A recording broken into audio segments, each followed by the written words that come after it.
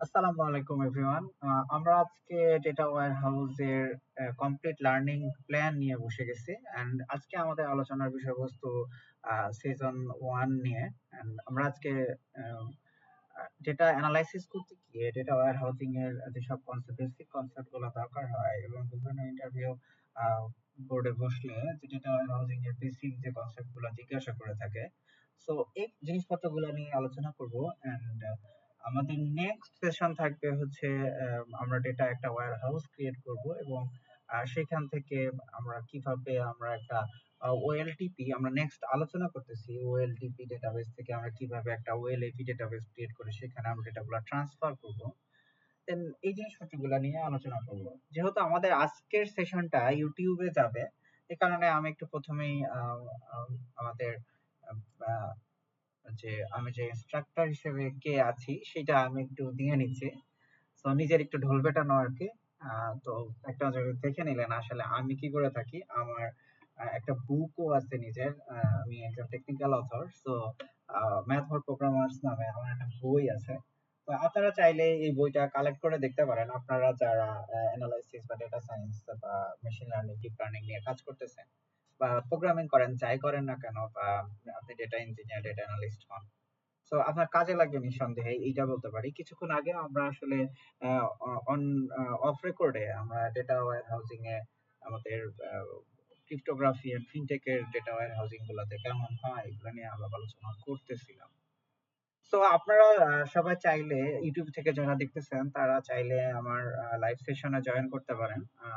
তো এটার জন্য আমাদেরকে মেসেজ করতে হবে।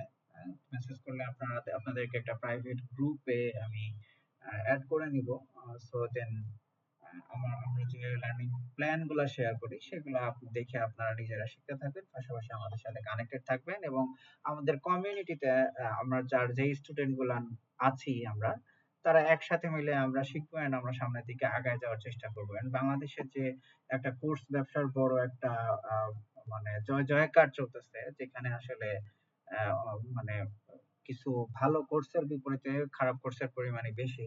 সো এগুলো একটু দেখে শুনে আপনারা ক্রয় করার চেষ্টা করবেন এবং চেষ্টা করবেন যে আমরা যে লার্নিং প্ল্যান গুলো শেয়ার করি সেই প্ল্যান গুলা থেকে আপনার যে কোর্সটি কিনতেছেন সেটা একটু মিলায় নেওয়ার, যে আপনাকে ওই টপিক গুলো কভার করে কিনা।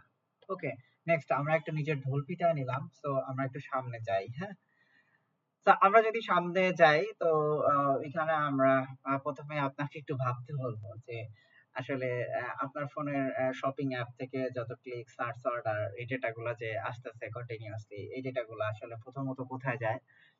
তারপরে কোন একটা কোম্পানি এই ডেটা, প্রতিদিনের ডেটা, এই অর্ডার গুলো কন্টিনিউয়াসলি কিভাবে হ্যান্ডেল করতেছে এবং ফিউচারে এইটার জন্য কিভাবে সিদ্ধান্ত নিচ্ছে।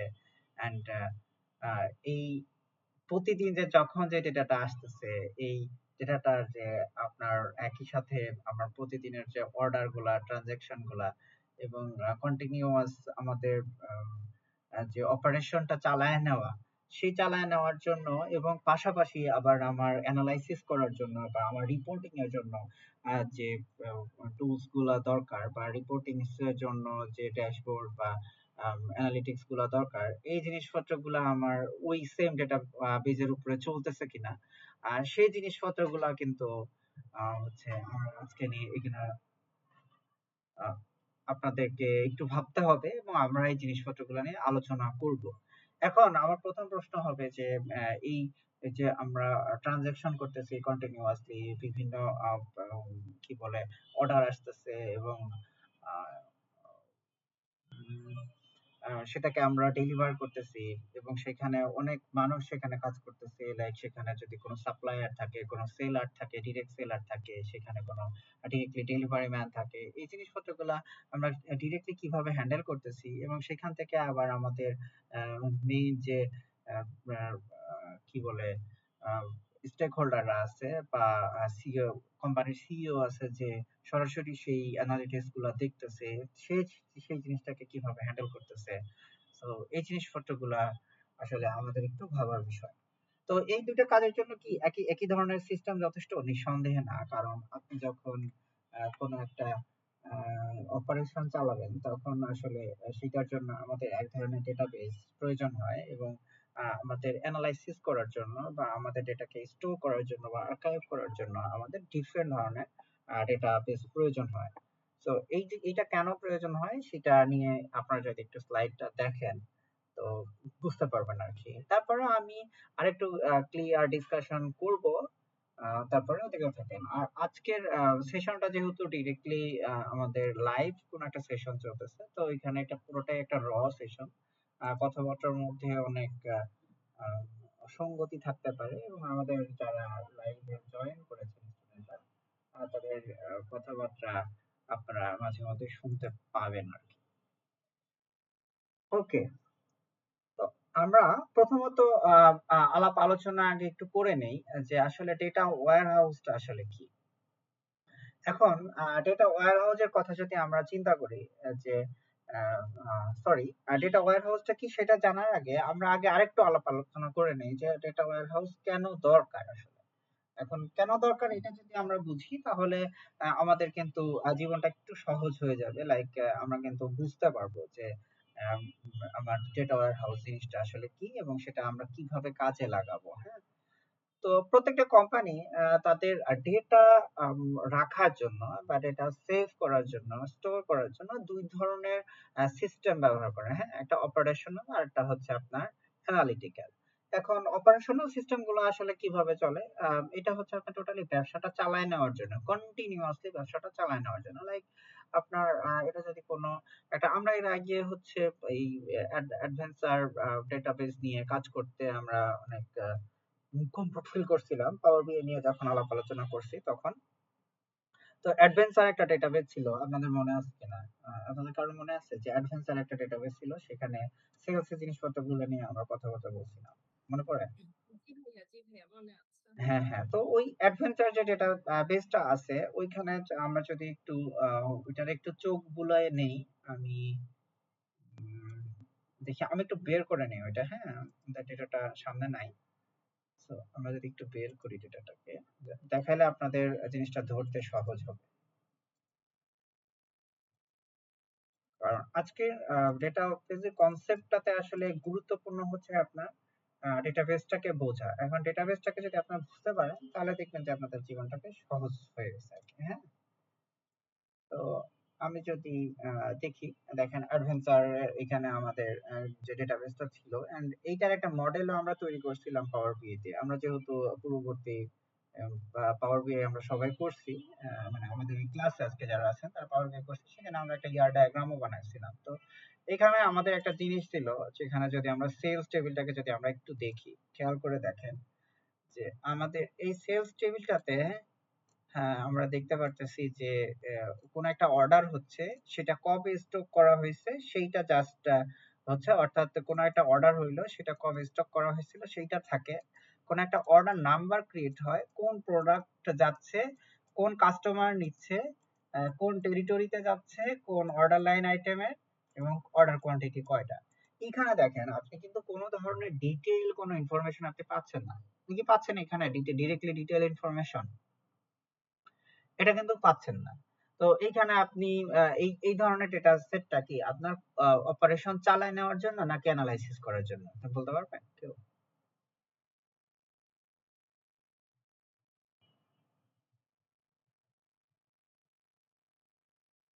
আচ্ছা, চালায় নেওয়ার জন্য। রাইট, চালায় নেওয়ার জন্য। সবাই কি একমত আমরা যে এটা চালায় নেওয়ার জন্য, অপারেশন চালায় নেওয়ার জন্য বা সেল সিস্টেমটাকে চালায় নেওয়ার জন্য? এটা আমরা কি সবাই একমত এটার সাথে, নাকি কারো কোনো কোশ্চেন আছে? ভাই আজকে মন খুলে কোশ্চেন করবেন, কোন রকম দ্বিধাদ্বন্দ্বের কিছু নাই। হ্যাঁ, শিহাব ভাই আপনার কথা আটকে গেছে। না, না, জি ভাই ঠিক আছে। এটা অপারেশনের জন্য। হ্যাঁ, অপারেশনের জন্য, রাইট। কেন অপারেশনের জন্য কেউ কি আমাকে একটু এক্সপ্লেইন করতে পারেন যে এটা অপারেশন চালায় নেওয়ার জন্যই ভাই, এটা অ্যানালাইসিস এর জন্য ডিরেক্টলি ব্যবহারযোগ্য মনে হচ্ছে না? হ্যাঁ, এখানে কিছু ডাটা তো আমরা নিউমেরিক দিচ্ছি, অথবা অনেক সময় দেখা যাচ্ছে অনেক আহ, মানে টেবিলের মানে ডিটেলস ইনফরমেশন নাই, অথবা কোনো লুকআপ টেবিল থাকতে পারে, সেই হিসাবে চিন্তা করতে পারি। ওকে, ঠিক আছে। জিনিসটা আপনার কিছুটা হইলেও ম্যাচ করছে। আসলে কোনো একটা ডেটা সিস্টেম বা কোনো একটা সফটওয়্যার চালায় নেওয়ার জন্য যে ডেটা সিস্টেমটা থাকে, সেইখানে আপনি অপারেশন চালানোর জন্য ডেটাবেস অলওয়েজ অনেক বেশি নরমালাইজ করে রাখতে হয়। নরমালাইজ মিনস আপনার এইখানে আমরা চাইলেই কোনো একটা টেরিটরির নাম বা কোনো একটা প্রোডাক্টের নাম রাখতে পারবো না। কারণ ডেটা রিপিটেটিভ হবে অনেক। তো আমরা যদি জাস্ট কোনো একটা আইডি রাখি এবং সেটার জন্য আমরা যদি কোনো একটা টেবিলে ডেটাটাকে রাখি, তখন কিন্তু আমার সেই প্রসেসটা হ্যান্ডেল করতে সহজ এবং এই ডেটা সেটে আমাদের কিন্তু ওই লেভেলের ডেটা স্টোরেজটা হচ্ছে না। কিন্তু ওএলটিপি তে আমাদের যেটা আরেকটা জিনিস দরকার হয় সেটা হচ্ছে অলওয়েজ আইডি বা সিরিয়াল আইডি। হ্যাঁ, আহ, এইটা মিস করা যাবে না। এটা যেহেতু আমাদের একটা ডামি ডেটা সেট, এই ধরনের ডেটা সেট গুলাতে উম, হচ্ছে কি বলে অ্যানালাইসিস এর জন্য বা আমাদের ডেমো অ্যানালাইসিস এর জন্য এই ধরনের ডেটা সেট গুলো ব্যবহার করা হয়। কিন্তু ট্রানজেকশনাল যে আমরা যে অপারেশন চালানোর জন্য যে ধরনের ডেটা সেট বা ডেটাবেস ডিজাইনটা করি, সেখানে কিন্তু আমাদের প্রত্যেকটা টেবিলের অবশ্যই আইডিটা রাখতে হয়। এই ক্ষেত্রে তখন কি হয় যে আইডিটা রাখলে কার পরে কে, আইডি, তারপরে হচ্ছে আপনার ক্রিয়েটেড অ্যাট, আপডেটেড অ্যাট, এই ধরনের কলাম গুলা হচ্ছে ওআরএম থেকেই সাজেস্ট করে। তো এগুলা কিন্তু হচ্ছে আপনার একটা ওএলটিপি অপারেশনাল একটা ডেটাবেজের জন্য একটা প্রয়োজন। কারণ আইডি না থাকলে আপনি কার পরে কার কোন অর্ডারটা হয়েছে সিরিয়ালটা ধরে রাখা কঠিন। আর ক্রিয়েটেড অ্যাট আর আপডেটেড অ্যাট এই ধরনের কলাম গুলা কিন্তু দরকার হয়। তো এটা পরিপূর্ণভাবে আদর্শ অপারেশন চালায় নেওয়ার মতো টেবিল না হইলেও মোটামুটি একটা অপারেশন চালায় নেওয়ার মতো টেবিল। কারণ ওইখানে আমাদের কিছু সেল সিস্টেম ইউজ হচ্ছে, অর্ডার নিচ্ছে, সেখানে আমার স্টক আপডেট হচ্ছে, কবে স্টক করছিল সেটা আপডেট হচ্ছে, এবং মোটামুটি সেখানে কিন্তু আমার কোন প্রোডাক্ট কে নিচ্ছে, এন্ড এখানে আমার ইনসার্ট হচ্ছে কন্টিনিউয়াসলি। এখন আপডেট ডিলিটও কিন্তু হয়। কিভাবে আপডেট ডিলিট হয়?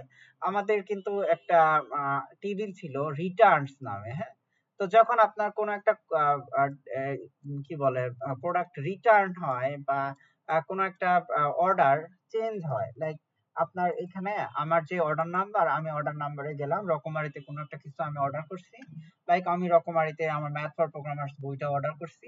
এন্ড অর্ডার করার পরে আমরা 2 কপি অর্ডার করছি, একটা আপনার জন্য একটা আমার জন্য।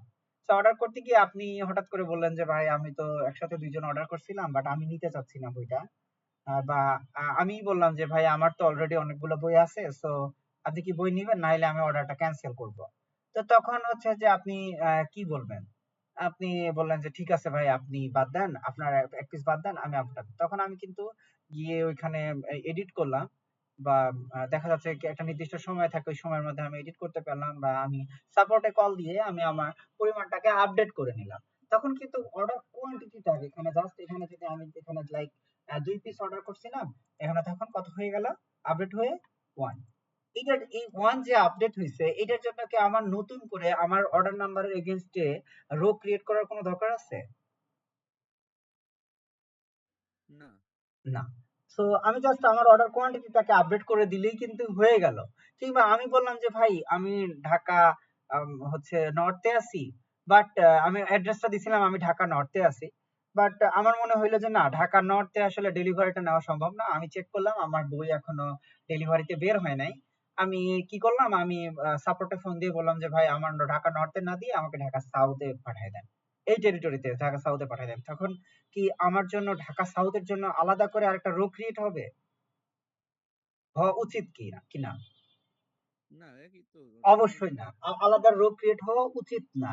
সেক্ষেত্রে আমার জাস্ট ডেটাটা আপডেট করে, আপনি টেরিটরিটা আপডেট করে কি করলেন, ঢাকা নর্থ থেকে ঢাকা সাউথ করে দিলেন, বা ঢাকা সাউথ থেকে ঢাকা নর্থ করে দিলেন, রাইট? ইয়েস। তো এইটা হচ্ছে আপনার ট্রানজেকশনাল একটা ফি বা ওএলটিপি যেটাকে বলে। এখন ওএলটিপির মিনিং কি, ফুল মিনিং কি, আমরা যদি আমাদের এই যেটা দেখি, আমি মুখে বললে আপনাদের মনে থাকাটা একটু কঠিন। কারণ হচ্ছে যে চোখে আমরা যা দেখি এবং একই সাথে যদি আমরা যা কানে শুনি, এই জিনিস, দুইটা জিনিস একসাথে কাজ করে। তো আপনারা যদি এই ডায়াগ্রামটা একটু দেখেন, আমি একটু হচ্ছে আপনার সাফল করে চলে যাচ্ছি, কিন্তু আমার জিনিসটা বোঝানোর জন্য গুরুত্বপূর্ণ। অনলাইন ট্রানজেকশনাল প্রসেসিং আর একটা হচ্ছে অনলাইন অ্যানালিটিক্যাল প্রসেসিং। ঠিক আছে? তো আপনি একটা ইউজার অ্যাপ্লিকেশনে আছেন, আমার ডেটাবেজ আছে, সেখানে আপনি কোন একটা জিনিস অর্ডার করলেন, ইটস লাইক ইনসার্ট। আপনি আপনার মনে হইলো আপনি 1 পিস না 2 পিস না, আপনি 1 পিস নেবেন। সো আপনি সাপোর্টের ফোন দিয়ে চেঞ্জ করে নিলেন এবং আপনার মনে হইলো আপনি নর্থে না ঢাকা নর্থে না নিয়ে আপনি ঢাকা সাউথে নিবেন, তখন জাস্ট আপনি তথ্য পরিবর্তন করে নিলেন, কিংবা আপনি বললেন যে না আমি এই কি বলে আমি ওটা করবো না, আমি ওটা ক্যান্সেল করবো। তো তখন কি করতে হবে? তখন ডেটাটাকে কি ওই রো কি আর আমরা সেলস এর মধ্যে রাখতে পারবো? আমার কোনো একটা অর্ডার ক্যান্সেল হয়ে গেছে, ওই ডেটাটাকে কি আমি আর সেলস এর মধ্যে রাখতে পারবো? না না, কেন ক্যান্সেল হচ্ছে তো। কেন কেন পারবে না, পারবো না? রুবাইয়া আপু একটু বলবেন। জি ভাইয়া, কেন রাখবো? এটা তো অর্ডারটা তো এখন আর নাই, ঠিক আছে? হ্যাঁ হ্যাঁ, তো আমি ডিলিট করলে আমাকে পুরো রোটাই ডিলিট করে দিতে হবে, রাইট? জি ভাইয়া। আচ্ছা, কেন করব ডিলিট? কারণ আমি যদি আমার এই সেলস টেবিলে আমার এই যে অর্ডারটা পড়ছিল সেই ডেটাটাকে যদি ডিলিট না করি, এভাবে আমার প্রতিদিন যদি 1,00,000 অর্ডারের মধ্যে 10,000 অর্ডার আমার রিটার্ন আসে বা আমার ক্যান্সেল হয়, সেক্ষেত্রে আমার এই সেলস টেবিলে এক্সট্রা 10,000 রো বেশি জমা থাকবে, যেটা আমার এই সেলস টেবিলটাকে একটা ক্লাটারিং তৈরি করবে, যেখানে আমার আলাদা করে আবার অ্যানালাইসিস যখন আমি করব টোটাল অর্ডার আইটেম, আমি যদি পুরো টেবিলের উপরে just some of order quantity দেই, এইখানে কিন্তু তখন আমাকে কন্ডিশন দিয়ে বাদ দিতে হবে যে হয় আর ইজ ক্যান্সেল ইজ ট্রু, এই ধরনের ফ্ল্যাগিং কিন্তু আমাকে আবার করতে হতে পারে। সো আমি একই টেবিলে এই ধরনের ফ্ল্যাগিং কেন করব? এটা আমরা করি না।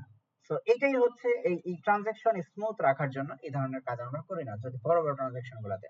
হ্যাঁ, কিছু কিছু গুলোতে আপনি বলতে পারেন যদি ক্যান্সেল হয়ে থাকে is cancel is true, is cancel true, এই ধরনের ফ্ল্যাগিং আমরা আলাদা একটা কলাম জুড়ে দিতেই পারি এখানে। সেটা হইতে পারে, বাট সেটা আসলে একটা বড় অর্ডারিং সিস্টেম ডেটাবেজের ক্ষেত্রে এটা আসলে ফিজিবল না বা একটা ভালো জিনিস না। আমি কি বোঝাইতে পারছি এই পার্টটুকু? জি ভাইয়া। তো আমার ইনসার্ট হচ্ছে, আপডেট হচ্ছে, ডিলিট হচ্ছে, এই যে আমার অর্ডারিং একটা সিস্টেম কন্টিনিউয়াসলি চলতেছে, এটাকে আমরা বলতেছি online transactional processing, OLTP। Clear? জি যদি ভাইয়া। যদি আপনাকে ডেটা অ্যানালিটিক্স ইঞ্জিনিয়ার হিসেবে আপনি যদি কোথাও ইন্টারভিউ দিতে যান বা আপনি ডেটা নিয়ে কোথাও ইন্টারভিউ দিতে যান, ডেটা ওয়্যার হাউজিং ডেটাবেস নিয়ে যদি কোশ্চেন করে, তবে ডেটা ওয়্যার হাউজিং নিয়ে কিছুটা হলেও কোশ্চেন করবে, কারণ আপনাকে ডেটা ওয়্যার হাউজিং ব্যবহার করতে হয়। তখন আপনাকে কোশ্চেন করতে পারে আপনার OLTP OLAP এগুলো নিয়ে ধারণা আছে কিনা। তো এখন পারবেন না? জি ভাইয়া। আচ্ছা, এখন প্রশ্ন হচ্ছে ভাই তাহলে OLAP টা কি? যেটা হচ্ছে অ্যানালিটিক্যাল পার্ট। এখন অ্যানালিটিক্যাল পার্টটা কি? আমরা অ্যানালিটিক্সে অ্যানালিটিক্যাল ডেটাবেস কেন বানাই? সেটা হচ্ছে আমরা দেখি যে হচ্ছে ট্রেন্ড পারফরম্যান্স এমুলেট করি আমরা কোন একটা হচ্ছে সেলস সিস্টেমে, কোন একটা ওয়েদার সিস্টেমে রেভিনিউ, হচ্ছে আপনার রেভিনিউ ট্রেন্ড পারফরম্যান্স পে করা, কোনো কি বলে আমরা যদি সেলস সিস্টেমের কথা বলি, লাইক যদি দারাজ শপ হয়, দারাজ শপ না মানে কিছু একটা শপ হয়, এই ধরনের শপগুলোতে আমাদের যে সেলার পারফরমেন্স হতে পারে, তারপরে হচ্ছে আপনার যারা ডেলিভারি ম্যান আছে তাদের পারফরমেন্স হতে পারে, প্রোডাক্ট পারফরমেন্স হতে পারে, সাপ্লায়ার পারফরমেন্স হতে পারে, এই ধরনের পারফরমেন্স গুলো যখন আমরা অ্যানালাইসিস করতে যাই, এখানে তো লাখ লাখ কোটি কোটি ডেটা থাকে, কারণ বছরের পর বছর, কারণ আমরা যখন ট্রানজাকশন চালাচ্ছি তখন তো আমার সর্বোচ্চ কত দিনের ডেটা দরকার হতে পারে। লাইক আমার যদি পলিসি থাকে যে আপনি 1 সপ্তাহের মধ্যে আপনাকে রিটার্ন করতে হবে, নাইলে আপনি বা 1 সপ্তাহের মধ্যে 2 দিনের মধ্যে ক্যান্সেল, বা 1 দিনের মধ্যে 1 ঘন্টার মধ্যে ক্যান্সেল করতে হবে এন্ড 1 সপ্তাহের মধ্যে আপনাকে রিটার্ন করতে হতে পারে। তো সেই ক্ষেত্রে আমরা তো ট্রানজাকশনাল ডেটাবেজে আমাকে যে সবসময় ফুল ডেটা সেট রাখতে হবে ব্যাপারটা কিন্তু এমন না। আমরা ট্রানজাকশনাল ডেটাবেসটাকে আমরা একটু হালকা করার জন্য আমরা কিন্তু সব ডেটা নাও রাখতে পারি, কন্টিনিউয়াসলি ডেটা সরায় নিতে পারি, আর্কাইভিং প্রসেসে নিতে পারি 6 মান্থ পর পর। তো ট্রানজাকশনাল ডেটাবেসটাকে আমরা স্মুথ রাখার জন্য, কারণ আমাদের ট্রানজাকশনালে তো ডেটাবেসের কস্ট এমনিতেই অনেক হাই, লাইক সেখানে আসলে কখন কতজন মানুষ কন্টিনিউয়াসলি অর্ডার করতে থাকবে, হিট করতে থাকবে, এটার আমাদের আইডিয়াটা কম থাকে। যদিও যারা ডেভঅপস তারা এরকম ইয়াতে প্ল্যানিং করেই মাঠে নামে যে আমাদের কোন ধরনের অর্ডারে বা যখন 11/11 আমরা যে ক্যাম্পেইন গুলো চালাবো, বা যখন হচ্ছে সাইক্লোন টাইপের ক্যাম্পেইন গুলো চালাবো, তো সেখানে হচ্ছে আমরা তখন আমাদের ইউজার কতগুলো আসতে পারে এই ধরনের হচ্ছে কনসেপ্ট গুলো নিয়ে যখন ডেভঅপসরা প্ল্যানিং করে যে আমার কতজন মানুষ আসবে এবং সেটার জন্য আমার সার্ভার সাইজ কেমন হবে, ডেটাবেস সাইজ কেমন রাখতে হবে, এই জিনিসপত্রগুলা তখন কিন্তু আমাদের হিসাব করেও রাখতে হয়। কিন্তু তারপরেও আমার যদি অহেতুক অকারণে আমার যদি 10 বছরের ডেটা আমার ট্রানজাকশনাল ডেটাবেজে রয়ে যায়, এটা আসলে প্রয়োজন না। হ্যাঁ, মিনিমাম 6 মাস 1 বছর, সর্বোচ্চ 1 বছর স্কুল আসলে ট্রানজাকশনাল ডেটাবেজ প্রয়োজন। কিন্তু অ্যানালাইসিস করার জন্য বা আপনার কোম্পানির কন্টিনিউয়াস যে গ্রোথটা সেটা দেখার জন্য হইলেও তো আপনাকে অ্যানালিটিক্স করতে হবে এবং এটার জন্য তো আপনার কোথাও না কোথাও ডেটাটাকে স্টোর করে রাখতে হবে। And সেই স্টোর করে রাখার জন্য আমরা যেটা বলতেছি সেটা হচ্ছে যে অ্যানালিটিক্যাল একটা ডেটাবেস। তো এখানে বছরের পর বছর ডেটা থাকবে যেখানে বেশিরভাগই কোনো রকম আপডেট অ্যান্ড ডিলিটের কনসেপ্ট খুব বেশি থাকে না। জাস্ট আমরা সেখানে ডেটা কন্টিনিউয়াসলি ইনসার্ট করে রেখে দেই এবং সেখান থেকে আমরা জাস্ট হচ্ছে সিলেক্ট বা অ্যাগ্রিগেশনের কাজকর্মগুলো বেশি করে থাকি। তো তাইলে অপারেশনাল ডেটাবেজ আর অ্যানালিটিক্যাল ডেটাবেজ এই দুইটা জিনিসপত্র কি আপনারা বুঝতে পারছেন কিনা? হ্যাঁ অর না? বা কারো কোনো কনফিউশন আছে কিনা? ভাই ওএলএপি টা আরেকটু বলতেন আরেকবার। আচ্ছা, ওএলএপি নিয়ে আমরা চলেন আবার একটু আর একটু ডিটেইলস ডিসকাশন করি। আমরা আমাদের ডেটা সেটে চলে যাই। তো 1 নম্বর অর্ডার মনে করেন যে এই অর্ডার গুলো যে হয়েছে এটা আমরা ভুলে যাচ্ছি। তো এই 1 নম্বর এই লাইনে আমরা একটু ইয়েলো মার্ক করে নেই। এখন এই যে 1 নম্বর আমার অর্ডার কোয়ান্টিটি 1 নম্বর, আমার অর্ডার কোয়ান্টিটি 1 না, আমার অর্ডার কোয়ান্টিটি মনে করেন 5। তো এই আপনি কাস্টমার এই যে 14,657 এই ব্যক্তিটা এই নামক কাস্টমার 5টা অর্ডার করছে। এখন হঠাৎ করে তার মনে হইলো যে না ভাই আমি তো 5টা অর্ডার করে ফেলছি, তো কিন্তু আমি তো এটা আসলে করতে চাই না। এখন আমার একটা বেশি হয়ে গেছে। তো আপনি এখানে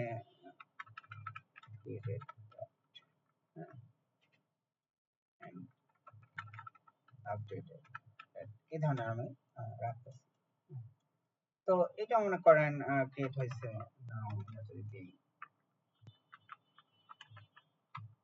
আমরা দেখি যে আমাদের 21টা 22-এ অর্থাৎ 8টা 22-এ সরি 9টা 22-এ আমাদের এই অর্ডারটা আসছে। ঠিক আছে, বুঝতেছেন আপনারা? সেম ভাবে আমাদের জি এই দুইটাই।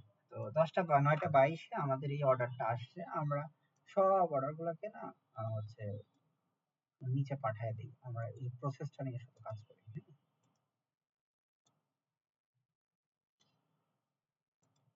আমরা একটু হালকা কালার করি, স্মুথ কালার।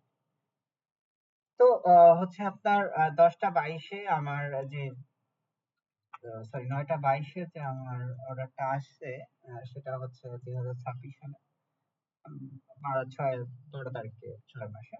তো এখন আপনার মনে হইলো যে ভাই না আমি তো এই অর্ডারটা হচ্ছে 4টা করবো বা অর্ডার কোয়ান্টিটি আমার 3টা করার দরকার, ভাই আমি তো অনেক বেশি অর্ডার করে ফেলছি।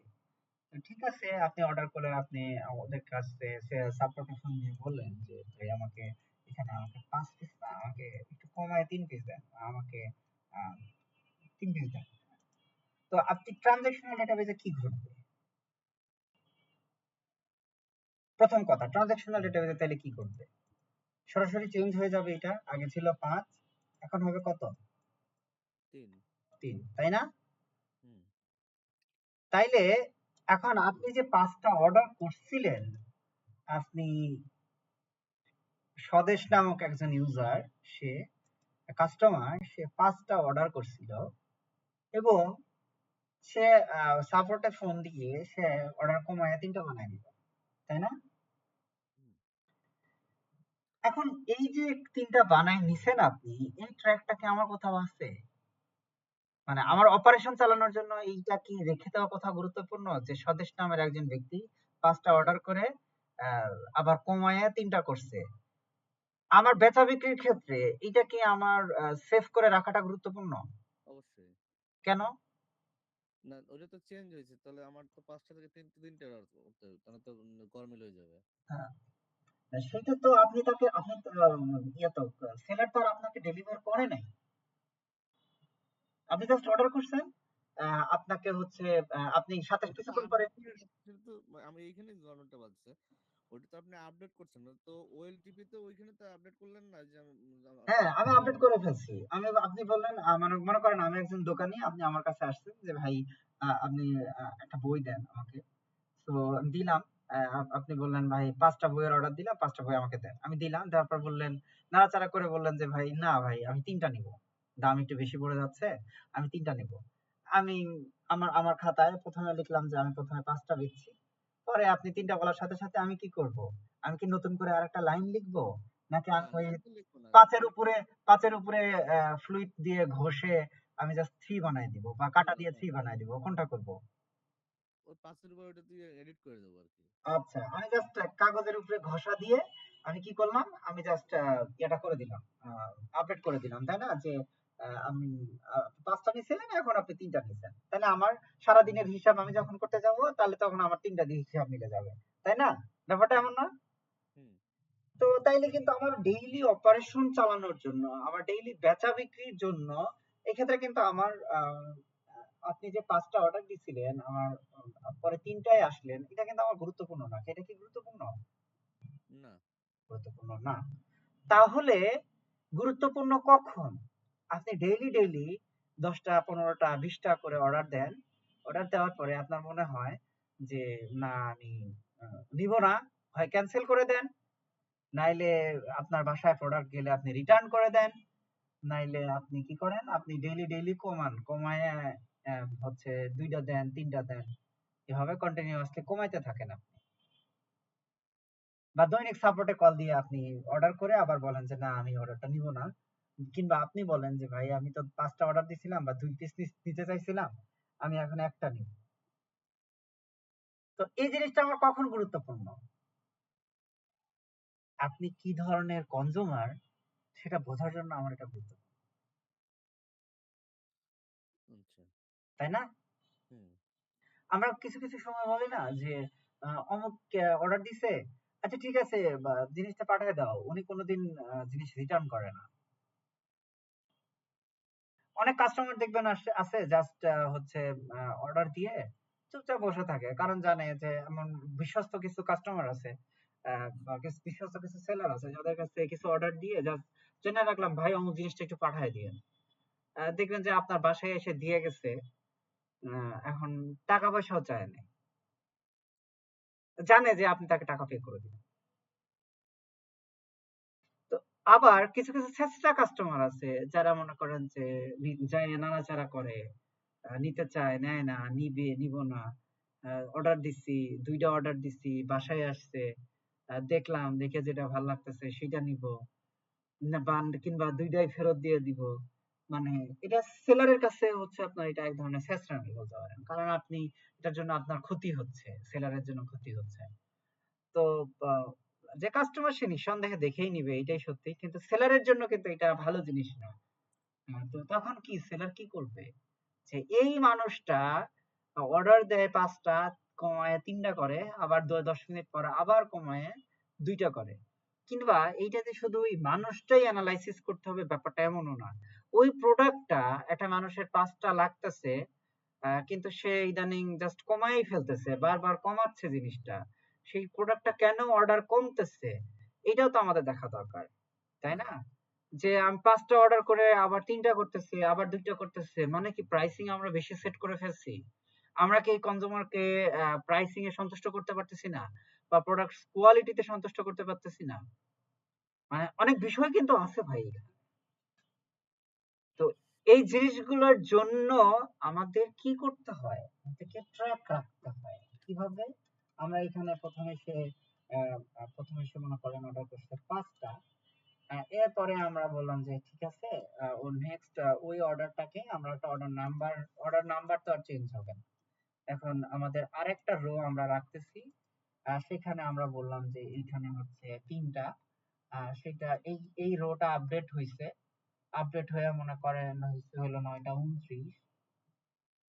৯টা ২৯ এর সময় আপনি চেঞ্জ করছেন যে না আমার অর্ডার এইটা হচ্ছে 5 ছিল, সরি 5 থেকে 3 হয়েছে, এটা আমার 9টা 29 আসছে, 29 আসছে।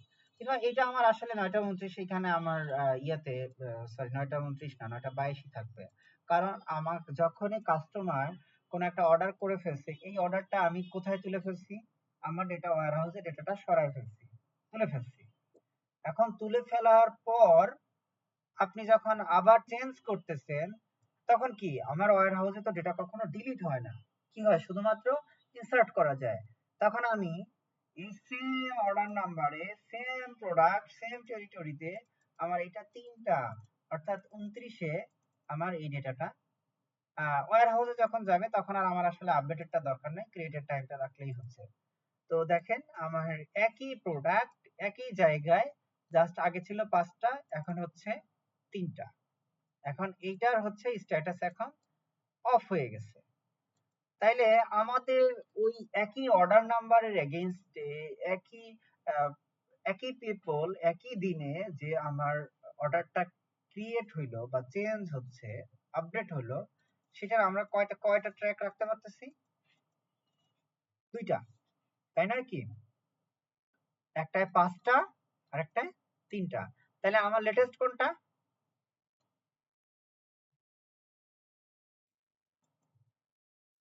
ভাই এইখানে আমার একটু কনফিউশন আছে। হ্যাঁ বলেন। আচ্ছা এইখানে যে কারেন্ট, এই যে আমরা দুইটা ট্র্যাক রাখছি, হুম এটার থেকে যে কারেন্ট যে আপডেটেড যেটা ছিল হুম ওইটা রাখলে দোষ কি ছিল? ওইটা কিন্তু আমার তো আর এখানে এই যে নতুন আরেকটা ট্র্যাক করতেছি, এ- এটা তো এ- এ- তোমার এটা সেম হচ্ছে কাজ। এটা এটা কিন্তু ট্রানজাকশনাল ডেটাবেজ আর নাই, এটা হচ্ছে ওয়্যার হাউজিং এ চলে গেছে। আমি কিন্তু ট্রানজাকশনালে এটা নতুন করে রো রাখতেছি না। আচ্ছা আমি বুঝতে পারছি আপনার ওটাতে।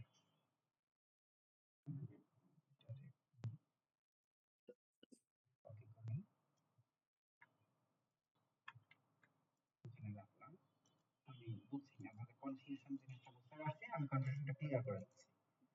আমার আপনি আপনি ব্যক্তি জাস্ট অর্ডার করা মাত্রই আপনার এখানে কয়টা অর্ডার হয়েছে? 5টা, ফার্স্টটা। তাই না? হ্যাঁ, তো আপনার অর্ডার করা মাত্রই আপনি আমাদের যে ওয়্যার হাউস আছে সেখানে আমার ডেটা কি হচ্ছে? ডেটা তো ওখানে লোড হয়ে গেছে আমি ডেটা অলরেডি। তুলে ফেলতেছি, কি চলছে? তাই না? আমার এটা হলো ট্রানজাকশনাল, এটা মনে করেন ওয়্যার হাউস। এখানে আমি ডেটা তুলে ফেলছি, এটা বলতে পারেন একটা স্ট্রিমিং প্রসেস, যে আমার এইখানে ডেটা এন্ট্রি পড়ার সাথে সাথে আমার ওয়্যার হাউসেও চলে গেছে, তাই চলে না? গেছে। ঠিক আছে। হুম।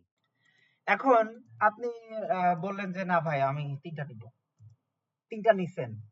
এখন এইখানে কোন একটা ইভেন্ট চেঞ্জ হয়েছে না, কিছু একটা হ্যাঁ, চেঞ্জ হয়েছে না?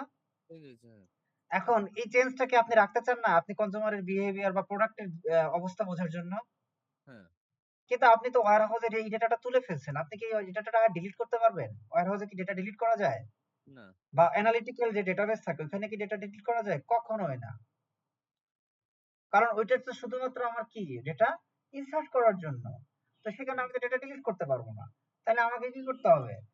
আপনি এইটার তখন হচ্ছে যা মাত্র আপনি আপডেট করছেন তখন এখানে আপডেটেড অ্যাড ছিল,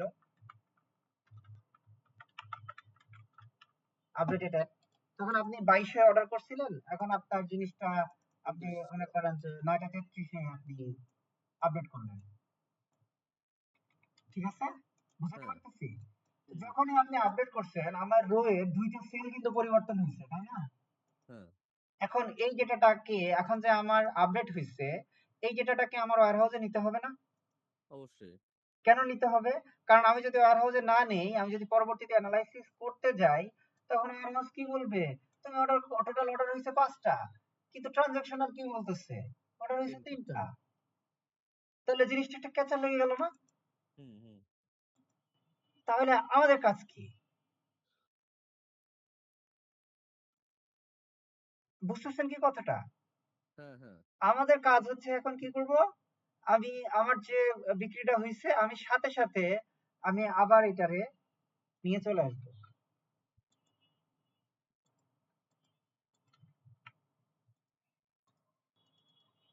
যে এইটা আর 9টা 22 নাই, ওই যে আপডেটেড টাইমটা কখন?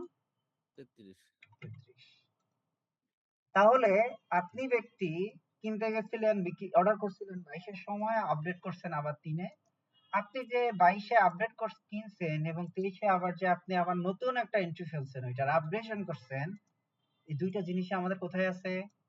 ওয়্যারহাউসে ওয়্যার হাউসে আছে। লেটেস্ট কোনটা? 2 নম্বরটা লাস্টটা। লাস্টটা। লাস্ট ক্রিয়েটেডটা হচ্ছে আপনার অ্যাকচুয়ালটা। আর এইগুলো আপনার কেন দরকার? বিহেভিয়ার অ্যানালাইসিসের জন্য। তবে এখানে তো আইডি নাম্বার একই থাকে তাই না? আইডি নাম্বার, এই ওয়্যার হাউসে তো আপনার আইডি চেঞ্জ হবে। ওয়্যার হাউস যখন আপনি বানাবেন তখন তো আর আইডি রাখবেন না। এটা তো ট্রানজাকশনালের আইডি। তখন ওয়্যার হাউসের আবার আলাদা আইডি হবে। মনে করেন ওয়্যারহাউসে যেটা আইডি হবে তাহলে ওই যে আপডেটেড এটা হচ্ছে আপনার সেলস আইডি। একই আইডি, হ্যাঁ, আইডি তো একই থাকবে। একই আইডির এগেইনস্টে, একই সেলস আইডির এগেইনস্টে দুইটা অর্ডার। তার মানে একই সেলস আইডির এগেইনস্টে যদি আমার দুইটা অর্ডার হয়, এখানে তখন হবে একটা 1, একটা হবে 2।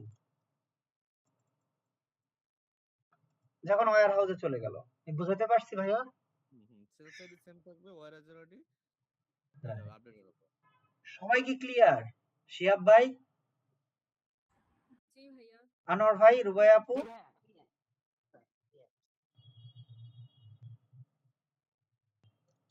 আচ্ছা ভাইয়া, আমার একটা কোশ্চেন ছিল, সেটা হচ্ছে হ্যাঁ, কি, আহ, আপনি যে বলতেন মনে করেন আমার মানে ওএলটিপি যে আমার ডাটাবেস থাকবে, ওখানে যখন আমি আপডেট করতেছি বা ইনসার্ট করতেছি, এটার এগেনস্টে আমার ওয়্যার হাউসও ইনস্ট্যান্ট আপডেট মানে ইনসার্ট হচ্ছে। মানে বিষয়গুলো কি লাইভ হয় সবসময়? যদি আপনি স্ট্রিমিং রাখেন তাহলে লাইভ হবে। আচ্ছা আচ্ছা, আপনার এখানে আমরা আবার আলোচনা করব, হ্যাঁ, আলোচনা করব। দেখেন আমার কিন্তু ঠিক আছে, thank এই যে খেয়াল করেন যে full load, incremental load, batch loading, real time streaming, অনেক ধরনের অপশন আছে ভাইয়া। ঠিক আছে?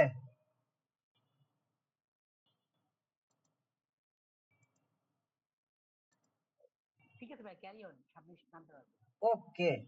তো এখন আপনার ডেটার বিহেভিয়ার বুঝে আপনাকে হচ্ছে সামনের দিকে যাইতে হবে যে আমি এই টেবিলের ডেটা স্ট্রিমিং করব, রিয়েল টাইম স্ট্রিমিং করব, নাকি এই টেবিলের ডেটা সারাদিন পরে একবার তুলবো, নাকি এই টেবিলের ডেটা আধা ঘন্টা পরে পরে তুললেও সমস্যা নাই।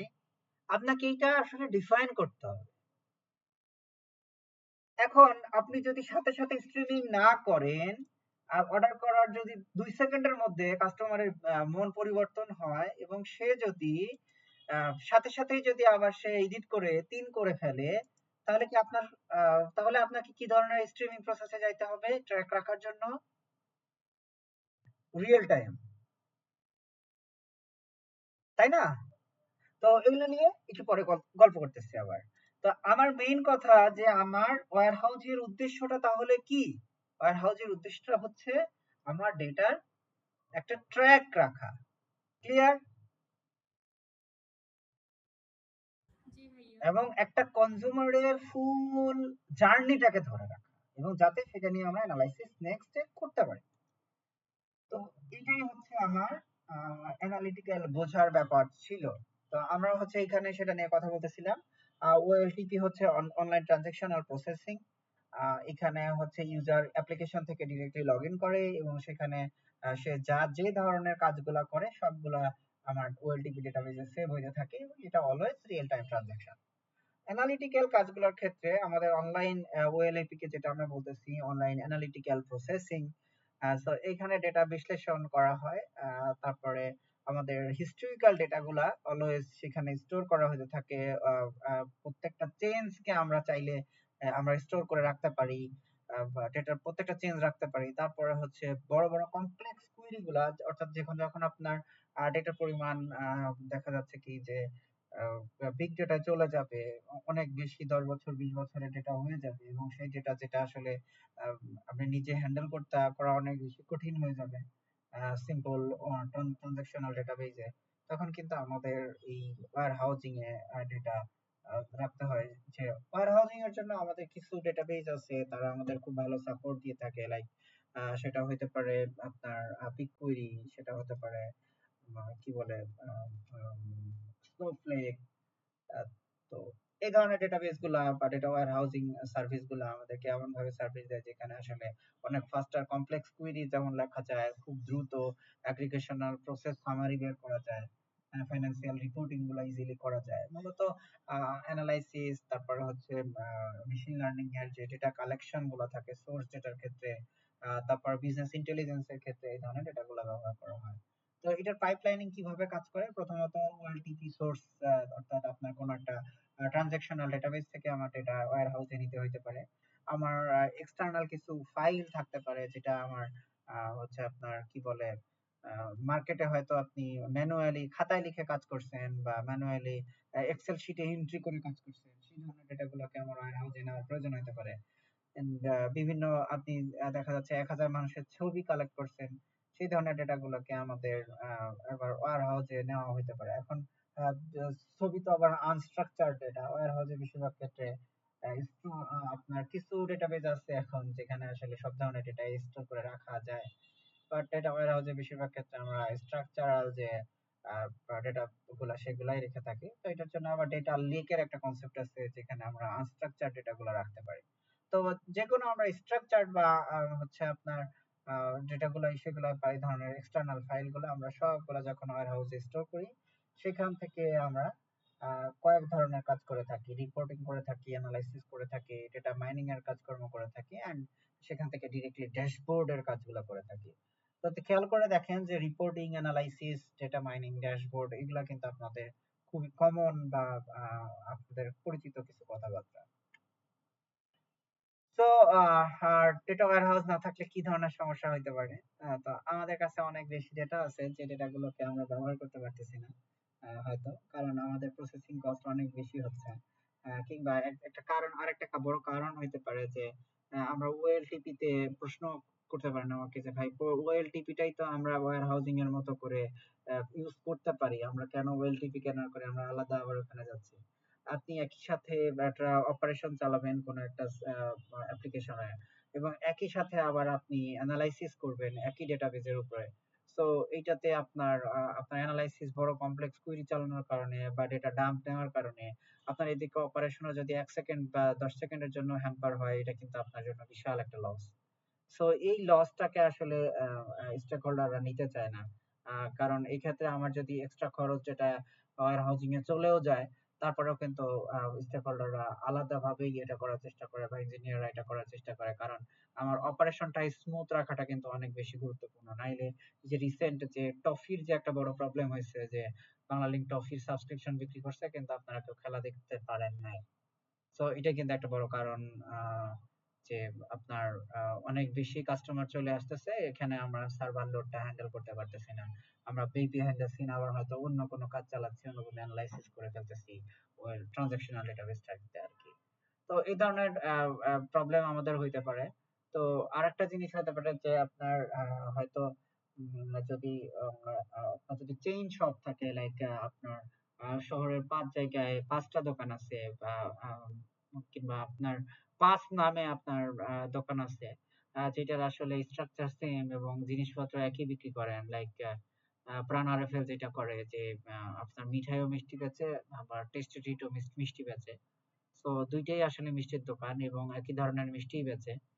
তো তারা যখন অ্যানালাইসিস করতেছে, তারা কিন্তু আলাদা আলাদা শপ হিসেবে করলেও একসাথে কিন্তু তাদের মিষ্টির বিক্রি করে তাদের রেভিনিউ কত সেটা বাইর করতে গেলে কিন্তু তাদের মিঠাই আর টেস্টি ট্রিট কিন্তু একসাথে করেই তাদের অ্যানালাইসিসটা করতে হচ্ছে। আর দুইটার কনজিউমারই যেহেতু আপনার একই ধরনের, লাইক সবাই মিষ্টি খাদক, সেটা কেউ মিঠাই খাচ্ছে কেউ টেস্টি ট্রিট খাচ্ছে, যদিও আসলে তাদের দামের খুব বেশি পার্থক্য নাই এবং একই ধরনের কনজিউমারই বলা যায়, সেক্ষেত্রে তাদের কিন্তু আসলে উদ্দেশ্যটা হচ্ছে কনজিউমারের।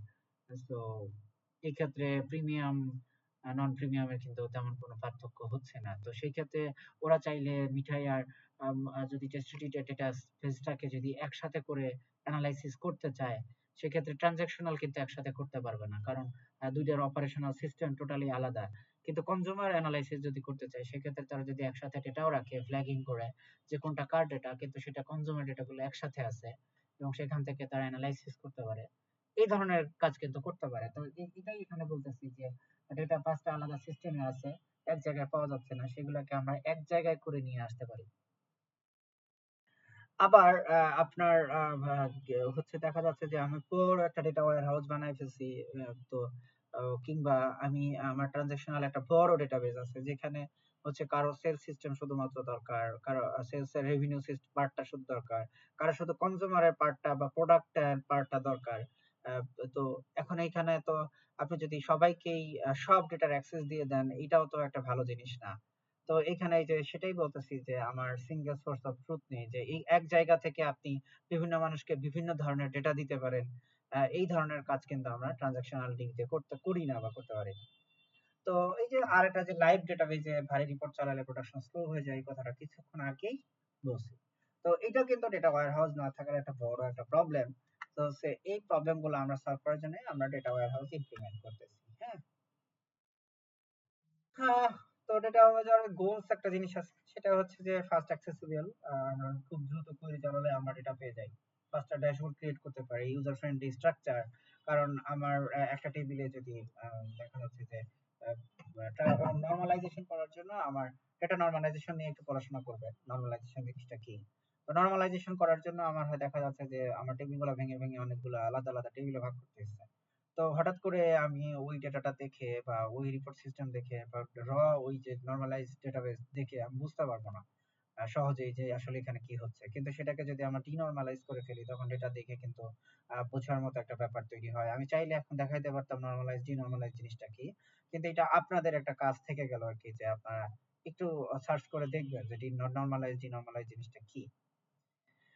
ইটিএল প্রসেস আমরা হচ্ছে রিপিট করতে পারি, কন্টিনিউয়াসলি চালায় দেখতে পারি, এবং সেটা নিয়মিত করতে পারি, নিয়মিত রিফ্রেশ করতে পারি ডেটা। এর উপরে ইজিলি আমরা report and dashboard and visualization গুলা বানাই ফেলবো আর কি। এবার আমরা বিজনেস ইন্টেলিজেন্স এর কথাবার্তা বলতেছি। তো বিজনেস ইন্টেলিজেন্স আসলে জিনিসটা কি? বিজনেস ইন্টেলিজেন্স এর আসলে কিছু স্টেপ আছে, হ্যাঁ। তো আমরা এর আগে বিজনেস ইন্টেলিজেন্স নিয়ে খুব বেশি কথাবার্তা বলি নাই। এখানে বিজনেসের কিছু স্ট্র্যাটেজি আছে, এবং বিজনেসের সেই লাইক সেখানে প্রবলেম হইতে পারে, সেখানে ভালো কিছু ব্যাপার ঘটতে পারে বিজনেসে। তো সেই ব্যাপারগুলোকে আমরা কিভাবে কখন হ্যান্ডেল করব, সেটার কিছু স্ট্র্যাটেজিস থাকে, হ্যাঁ, যেগুলো বিজনেস টিম এগুলোকে হ্যান্ডেল করে থাকে। তারপরে পাশাপাশি কিছু প্রসিডিউর ফলো করে কাজ করার জন্য, স্টেপ ফলো করে। এটার জন্য স্টেপ ফলো করতে গিয়ে আমাদের কিছু টেকনোলজির দরকার হতে পারে, কিছু টুলস দরকার হতে পারে। সো টেকনোলজি টুলস ব্যবহার করে আমরা একটা মিনিংফুল ইনসাইট তৈরি করি, হ্যাঁ। তো ডেটা অ্যানালাইসিস শিখতে গিয়ে আমরা কিন্তু প্রথমে তখন বলছিলাম যে আমাদের আসলে বিজনেস শেখাটা অনেক বেশি গুরুত্বপূর্ণ, বা বিজনেসের স্ট্র্যাটেজিসটা শেখা গুরুত্বপূর্ণ। তো দেন সেই স্ট্র্যাটেজিটাকে আমরা কোন প্রসিডিউরে নিয়ে যাব, কার পরে কোন কাজটা করাবো, এবং সেই কাজগুলো করার জন্য আমার কি কি টেকনোলজি দরকার, লাইক আমার হচ্ছে ডেটা ওয়্যার হাউজিং টেকনোলজিটাকে দরকার, সেটার জন্য আমার গুগল বিগকোয়েরি বা স্নোফ্লেক এই ধরনের সার্ভিস কিনতে হতে পারে। এন্ড সেখানে আমার ডেটাটাকে রাখার জন্য, স্টোর করার জন্য, পাইপলাইনিং করার জন্য আমার কি কি ধরনের টুলস ব্যবহার করতে হতে পারে, এবং সেখান থেকে আমরা একটা যে মিনিংফুল ইনসাইটটা পাবো, সেটা পাওয়ার জন্য আমাকে হচ্ছে ড্যাশবোর্ড বা রিপোর্টিং সিস্টেম এই ধরনের জিনিসপত্র ব্যবহার করা লাগতে পারে। তো এই জিনিসগুলাই আসলে বিজনেস ইন্টেল এই প্রপার যে একটা স্টেপ ফলো করতেছে, এটাই হচ্ছে আমাদের বিজনেস ইন্টেলিজেন্সের পার্ট। তো বিভিন্ন সোর্স থেকে ডেটা গ্যাদার করতে হবে, ম্যানেজ করতে হবে, স্টোর করতে হবে, রিপোর্টিং ভিজুয়ালাইজেশন করতে হবে, প্রয়োজনে ডেটা মাইনিং, তারপরে প্রেডিক্টিভ অ্যানালাইসিস এর মতো কাজও করা লাগতে পারে। এর জন্য আমাদেরকে machine learning engineer, data analyst, data engineer এরা আমাদেরকে, যারা বিজনেস ইন্টেলিজেন্স করতেছেন তাদেরকে হেল্প করতে পারে। তো আসলে একজন ডেটা অ্যানালিস্ট আলটিমেটলি একজন বিজনেস ইন্টেলিজেন্স হইতে পারে, বা একজন বিজনেস ইন্টেলিজেন্স অ্যানালিস্ট বা বিজনেস ইন্টেলিজেন্স গাই, সে আসলে ডেটা অ্যানালিস্ট বা ডেটা ইঞ্জিনিয়ার কিন্তু হইতেই পারে। কারণ সে যদি প্রপার বিজনেসের স্ট্র্যাটেজি এন্ড প্রসিডিউরটা বুঝে, এবং পাশাপাশি সে যদি টেকনোলজিও জানে, টুলস ব্যবহার করতে জানে, সে কিন্তু ইজিলি একটা মিনিংফুল ইনসাইট তৈরি করতে পারবে। ঠিক আছে, সরি আমি একটা কল রিসিভ করি। ওকে, তো আমরা এবার বিআই পাইপলাইনের ডেটা ওয়্যারহাউসের জায়গাটা আসলে কোথায়, সেটা যদি আমরা এবার একটু এক নজরে দেখে নেই, আমাদের লাইফটা একটু ইজিয়ার হবে। আমাদের সোর্স যে ডেটাবেসটা সেটা যদি আমরা দেখি, আমাদের সেলস ডিবি হইতে পারে, সিআরএম এর ডেটা হইতে পারে, এইচআর এর ডেটাবেস হতে পারে। তো যে কোনো আর কি ডেটাবেস, ট্রানজাকশনাল ডেটাবেস সিস্টেম যেখানে আসে, যে ডেটাবেস থেকে অপারেশন চলতেছে, এই ধরনের আমার সোর্স ডেটাবেস হইতে পারে। সেখান থেকে আমরা ইটিএল প্রসেস করে কিছু transform, data transform and load করে আমরা হচ্ছে ওয়্যার হাউসে নিচ্ছি, সেন্ট্রালাইজ একটা জায়গায় নিচ্ছি, যেখানে আমরা আমাদের বিভিন্ন ধরনের ডেটা থাকলেও সবকিছু আমার এক জায়গায় আছে। সেখান থেকে আমরা কুইরিজ করি, এন্ড সেখান থেকে আমাদের সেজন্য আমাদের এসকিউএল এর দরকার হয়। সেটা করার পরে আমরা কোনো একটা বিআই টুলের মধ্যে দেই, যে পাওয়ার বিআই ট্যাবলিউ বা হচ্ছে আপনার লুকার, এই ধরনের টুলগুলোর মধ্যে দেই, এন্ড সেখান থেকে আমরা ড্যাশবোর্ডে নিয়ে যাই, ড্যাশবোর্ডের রিপোর্ট এন্ড চার্ট দেই। দেন পরবর্তীতে বিজনেস অ্যাকশন নেই বা ডিসিশন মেকিং করি, পুরো একটা যদি বিজনেস ইন্টেলিজেন্সের পার্টটা করি। তো এইখানে দেখেন নরমালি আমাদের ডেটা অ্যানালিস্টের পার্ট কোনটা ছিল? কেউ কি একটু বলতে পারেন যে আমার যদি এই ফুল বিজনেস ইন্টেলিজেন্সের পাইপলাইনটা দেখি, এখানে আমাদের ডেটা অ্যানালিস্টের পার্ট আসলে কোনটুকু ছিল, কতটুকু ছিল?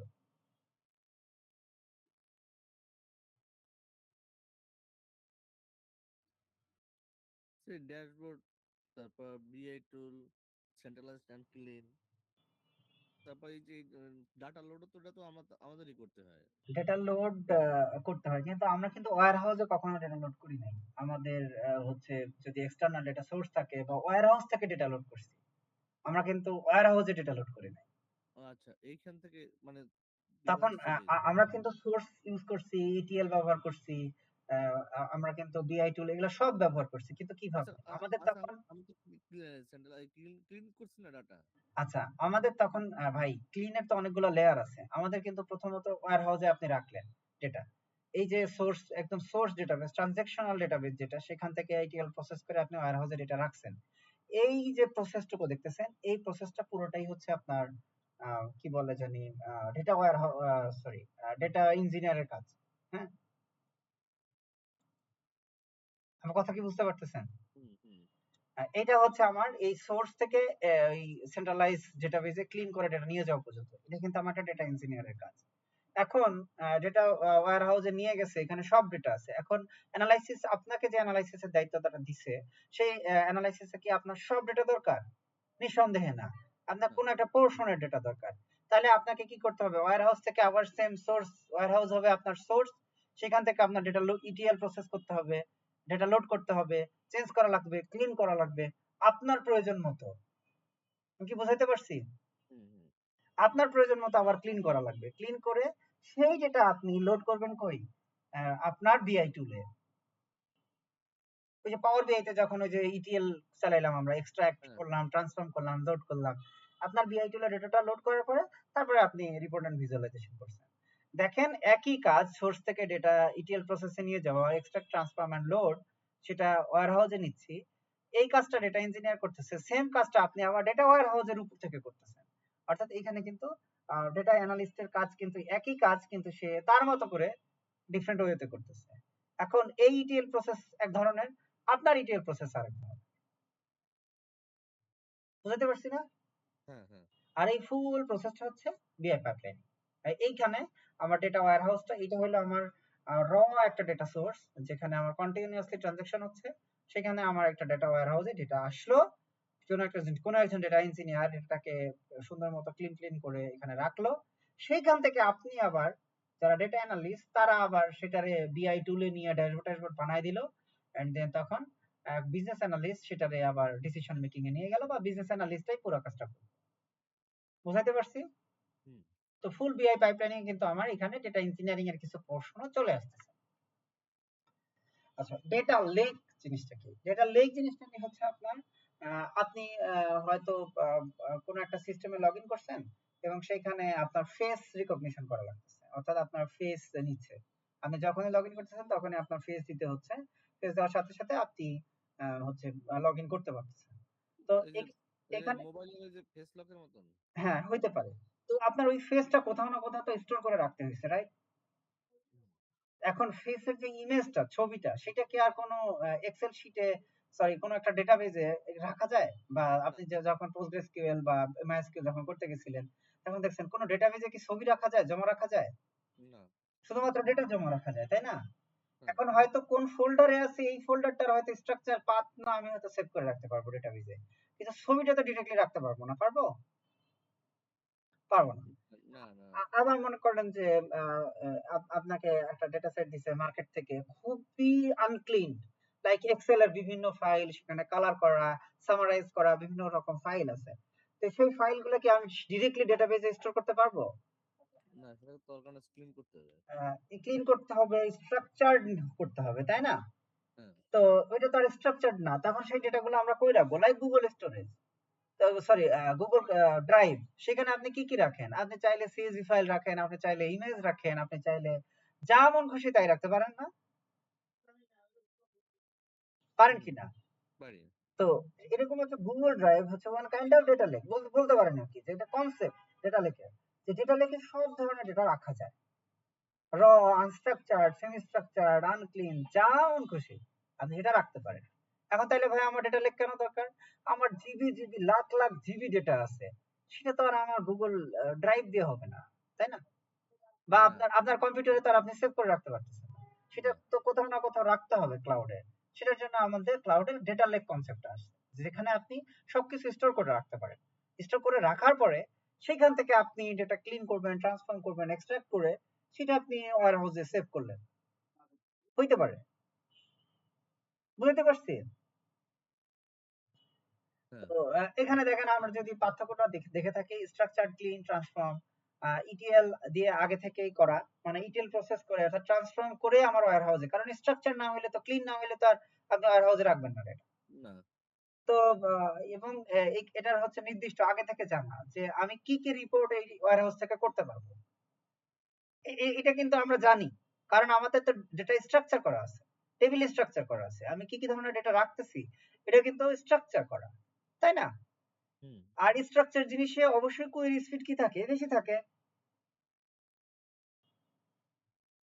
কারণ আপনার ডেটা সাজানো আছে, কোয়েরি চালাইলেই পেয়ে যাবে। কিন্তু ডেটা লেকে কি হয়, কোন রকম প্রসেসিং ছাড়া র ডেটা মাত্র ঢুকাই দেওয়া হয়, কোন রকম কিছু করা হয় না। ফিউচারের জন্য রেখে দেওয়া হয় জমা, আর্কাইভ করে, যে ফাইলগুলা যেরকম আমরা গুগল ড্রাইভে ডেটা রেখে দিই, যে পরে কোনোদিন কাজে লাগবে, তাই না? ফিউচারের জন্য। এখন গুগল ড্রাইভে ডেটা রেখে দিচ্ছেন, ছবি রেখে দিচ্ছেন 1000, সেটারে যদি আপনি এখন আবার প্রসেস করতে চান, তো সেখানে আপনার প্রসেস করে করতে হবে, সেটার জন্য আপনি ফিউচারে ডেটা সায়েন্টিস্ট বা ডেটা ইঞ্জিনিয়ার ওইটারে আবার রিপ্রসেস করে ওইটার আবার, তো এখানে আপনার কোয়েরি স্পিড কম, স্কিল একটু বেশি লাগে, কারণ এখানে আপনার একই জায়গায় বিভিন্ন রকমের ডেটা থাকে। তো স্ট্রাকচারে তো যখন আমার অলরেডি স্ট্রাকচার করা আছে, এখানে আমি জাস্ট এসকিউএল জানলেই হবে।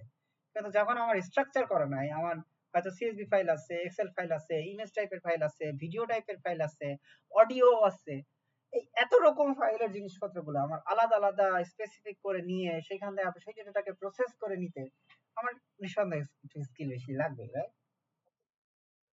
ভাই, তাহলে এই ডেটা লেকে এটা মানে এটার নাম মানে এটা যেখানে রাখা হয়, যে একটা উদাহরণ দিলেন যে গুগল ড্রাইভ এটা হইতে পারে, মানে Google drive is a concept, Google drive concept, not data lake. তাহলে ওইটা ওইটা কি মানে ডেটা লেকে মানে ওই ওই জিনিসটার নাম কি? It's type of storage system. Google data lake আপনার অনেক রকম আছে। গুগলের হচ্ছে গুগল স্টোরেজ আছে, গুগল ক্লাউডের আর কি, গুগল স্টোরেজ আছে, গুগল অ্যাজিউরের ব্লব স্টোরেজ আছে, তারপরে আপনার কি বলে এডব্লিউএস এ আপনার এডব্লিউএস এর স্টোরেজটার নামটা ভুলে গেছি, আসলে মনে নাই, এই মুহূর্তে মনে করতেছি না। আপনি গুগল সার্চ করলে পাবেন এগুলো আসলে, তো আপনার যে ডেটা লেক হিসেবে কোনটা ব্যবহার করা হয়, হ্যাঁ। তো এটা হচ্ছে কনসেপ্ট। হ্যাঁ, হ্যাঁ, আজকে কোশ্চেন ছিল হ্যাঁ, যে শিওর ভাইয়া। ডেটা লেক কি আমরা আসলে লোকালি আমরা আসলে ম্যানেজ করতে পারি, বা এই ধরনের আপনার মানে আপনার যে আপনার কম্পিউটারে যদি 5টা ড্রাইভ থাকে, আপনি যে ড্রাইভে বিভিন্ন ধরনের ডেটা রাখছেন, it's one kind of data lake, ডেটার সমুদ্র, যেখানে আপনি বিভিন্ন ধরনের ডেটা সেভ করে রাখছেন। বুঝাইতে পারছি? হ্যাঁ, আমি আসলে যেটা জানতে চাচ্ছিলাম যে মনে করো আমরা তো, আপনি যেটা বললেন যে AWS অথবা গুগলের অথবা ওদের যে ডাটা লেক গুলো আছে হুম হুম ওগুলি আমরা অনেক ইউজ করি, হুম কিন্তু হুম। আমি যেটা জানছি আমরা কি লোকালি হ্যাঁ, মানে প্র্যাকটিক্যালি কোনো হ্যাঁ, কম্পিউটারে।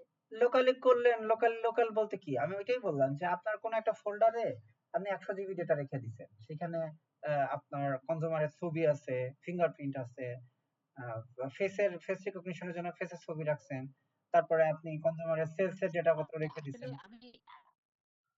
ভাই আমি আসলে জানতে চাচ্ছি যে ডাটা ওয়্যারহাউসের জন্য আমরা একটা ডাটাবেস, আমাদের একটা সফটওয়্যার বা আমাদের একটা ইনফ্রাস্ট্রাকচার ব্যবহার করতে, হ্যাঁ হ্যাঁ হ্যাঁ জাস্ট তো কনসেপ্ট, জাস্ট আমরা ডাটাবেস ব্যবহার করতে। হ্যাঁ, ডেটা এখন লেকের কি কোনো এই ডেটা লেকের কোনো ইনফ্রাস্ট্রাকচার পুরো আপনি লোকালি বানাতে পারবেন কিনা, তাই তো? এটাই তো।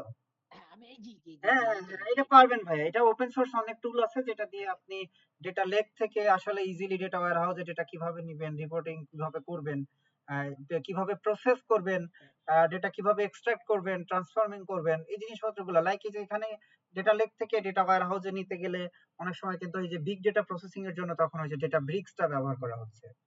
তো এই ধরনের আবার অনেক টুল পত্র আছে যেগুলো থেকে আবার ডেটা লেক থেকে ডেটা পত্র আপনার ট্রান্সফার করা যায় বা ইটিএল প্রসেসে নেওয়া যায়। হ্যাঁ ভাইয়ের প্রশ্ন কি ক্লিয়ার হয়েছে? জি ভাই থ্যাংক ইউ। জি ভাই থ্যাংক ইউ।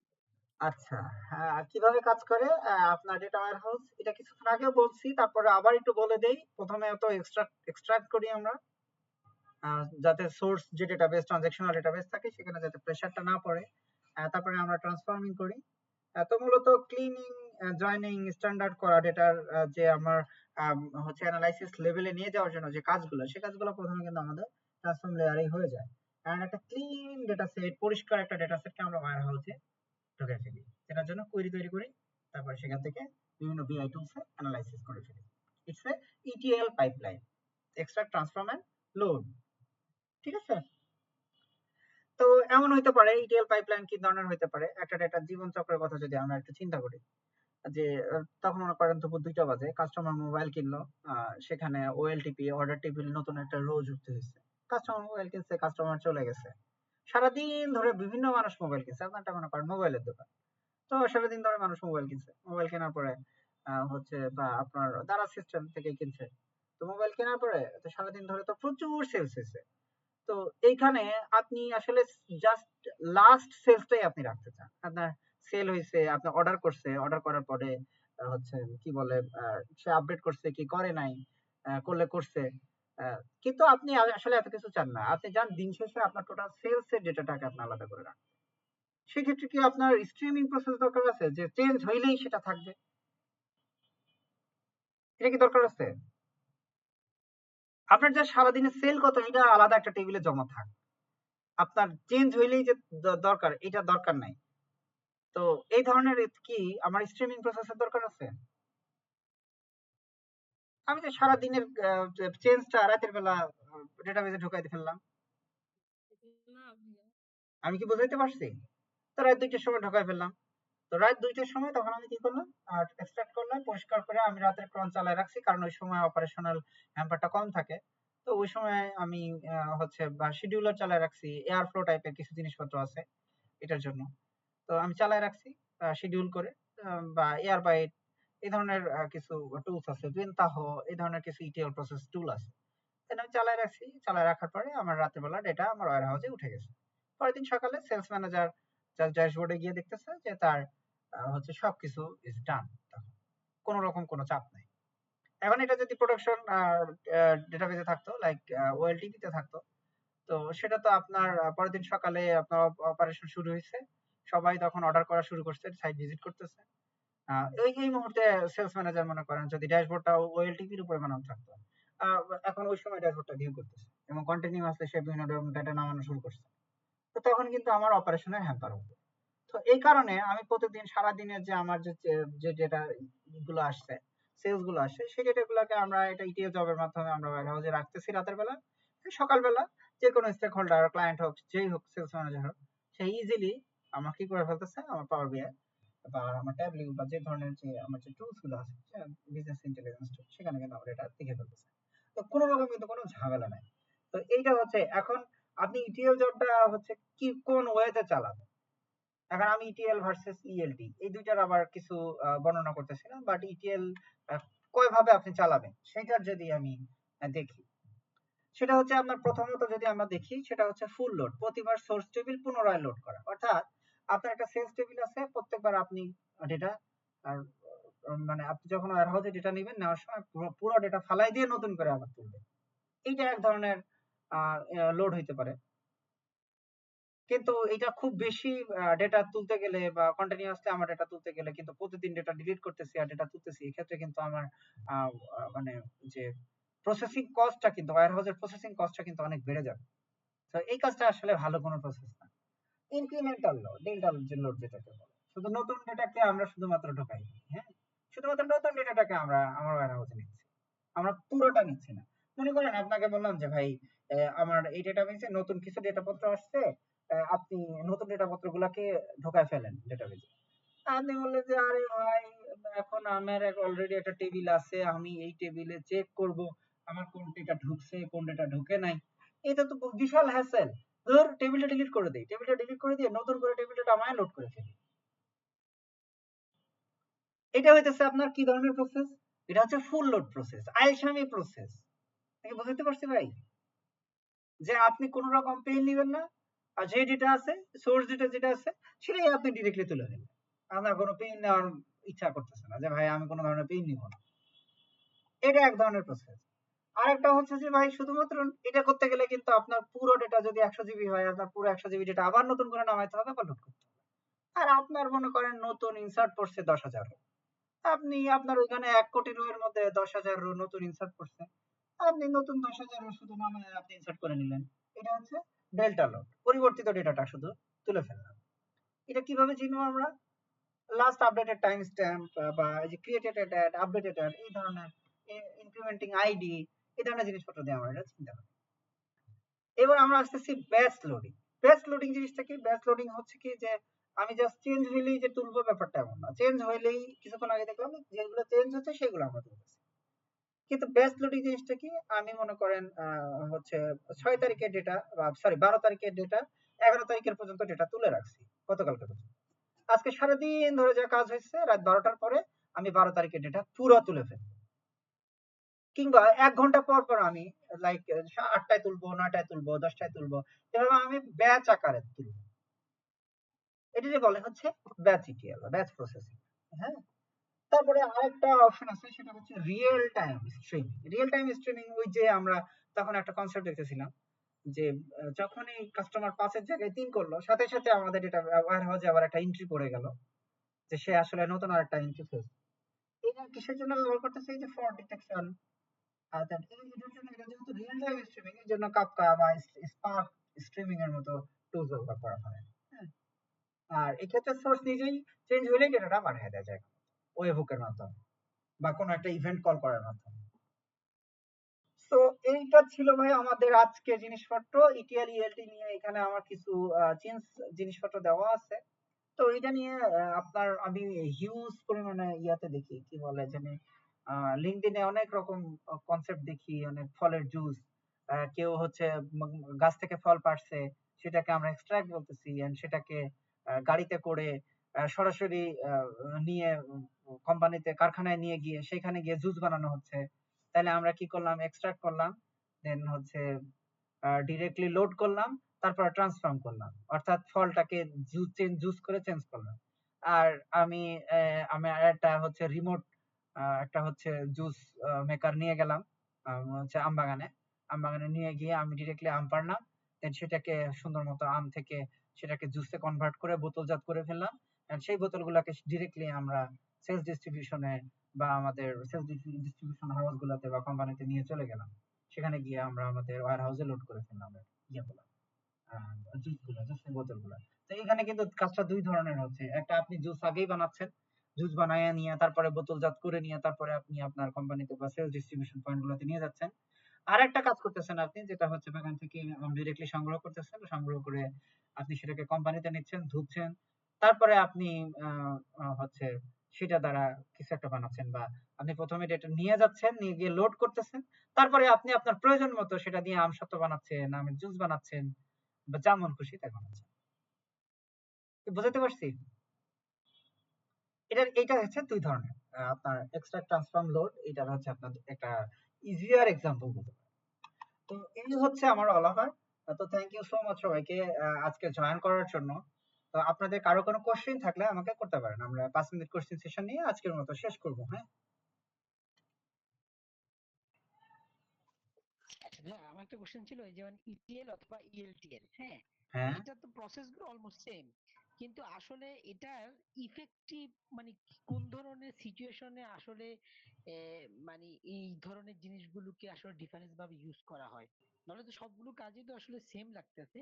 এটা যদি একটা আইডিয়া দিতেন, আচ্ছা মানে এই ইএলটি, ধরনের কাজগুলো তো আসলে ইটিএল করে বা এই ধরনের কাজগুলো আচ্ছা ইএলটিএল করে। ইএলটি আর ইটিএল, আপনি আপনার কাছে এত পরিমাণে ডেটা আসতেছে দিনের পরে দিন, যেগুলো আপনার প্রসেস করার মতন সময় নাই। আপনি কি করতেছেন, শুধু ডেটা আসতেছে, আপনি ডেটা লেকে লোড করে ফেলতেছেন কন্টিনিউয়াসলি, আসতেছে ঢোকায় ফেলতেছেন, আসতেছে ঢোকায় ফেলতেছেন। তারপরে আপনার চিন্তা ভাবনা কি, যে ডেটা আসতেছে ঢুকতে থাকুক, বিভিন্ন ধরনের ডেটা ঢুকতে থাকুক, তারপরে আমার প্রয়োজন মতো আমি সেটাকে প্রসেস করে ওয়্যার হাউসে আস্তে আস্তে নিব, কিংবা আমার প্রয়োজন যতটুকু ঠিক ততটুকুই আমি ক্লিন করে ওয়্যার হাউসে নিব।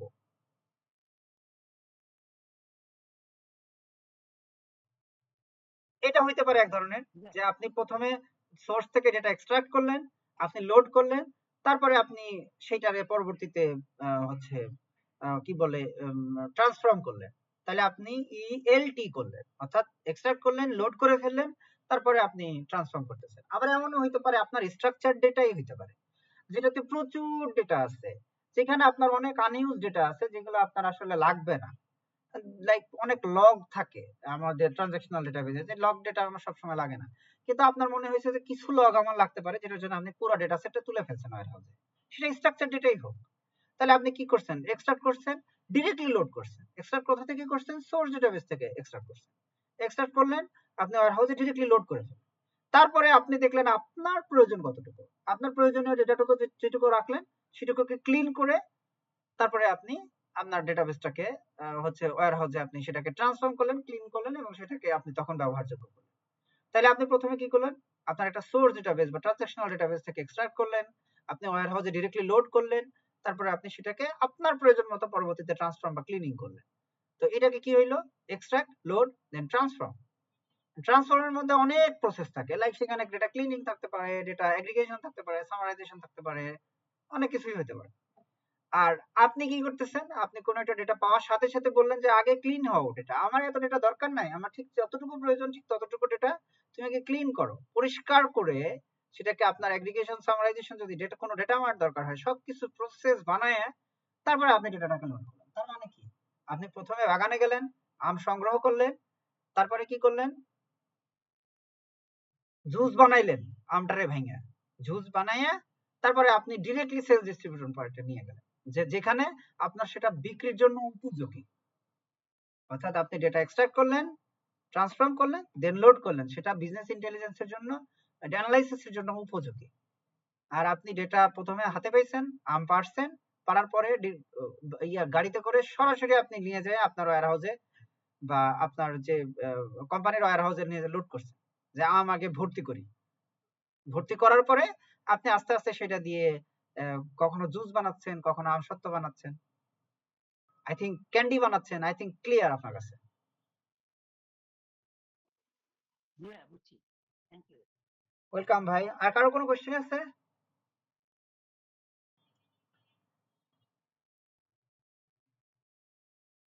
ওকে, আমরা তাহলে নেক্সট দিন আমরা কিভাবে একটা ওয়্যার হাউস ক্রিয়েট করব, এবং আরো ওয়্যার হাউসের আরো কিছু কনসেপ্ট আছে, ফাউন্ডেশনাল কিছু কনসেপ্ট আছে, সেই জিনিসগুলো আলাপ আলোচনা করে আমরা একটা ওয়্যার হাউস ক্রিয়েট করার চেষ্টা করব। ইনশাআল্লাহ দেখা হবে সামনের দিন। সবাই ভালো থাকেন। আল্লাহ হাফেজ। আসসালামু আলাইকুম।